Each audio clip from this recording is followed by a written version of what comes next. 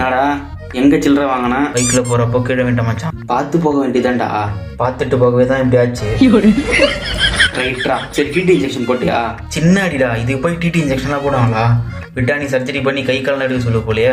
Injection போடாம அப்படியே விட்டுனா அது கூட நடக்க வாய்ப்பு இருக்கு. டிடி இன்ஜெக்ஷன் பத்தி நீ தெரிஞ்சதுக்கு முன்னால ஆனரோபிக் பேக்டரியா எனக்கு தெரிஞ்சுக்கோ. இப்போ ஏரோபிக்னா ஆக்சிஜன் இருந்தா சர்வை பண்ற கேட்டகரி, நம்மளாம் கூட ஏரோபிக் தான். அண்ட் ஆனரோபிக்னா ஆக்சிஜனே இல்லாத இடத்துல சர்வை பண்ற கேட்டகரி. கீழே நின்று அடிபடுறப்போ ஆர் ஆணி மாதிரி எதனா ஷார்ப் இன்ஜுரி ஆகுறப்போ ஆனரோபிக் பாக்டீரியா ஆன கிளாஸ்ட்ரிடியம் ஆர் அதோட ஸ்போர்ஸ் நம்ம உடம்புக்குள்ள போயிட்டு ஆக்சிஜனே இல்லாத ஒரு மூளை முடுக்குள்ள கூட போயிட்டு இன்ஃபெக்ஷனை காஸ் பண்ண வாய்ப்பு இருக்கு. அண்ட் நம்ம நினைச்சு கூட பார்க்காத அளவுக்கு பெரிய பெரிய வேலைலாம் இவர் பண்ணுவாரு.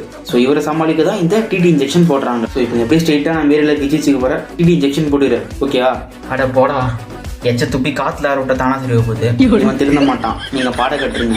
சுடுகாட்டு சொல்லியாச்சா? சொல்லியாச்சுங்க சார். சரி எரிக்கிறோமா?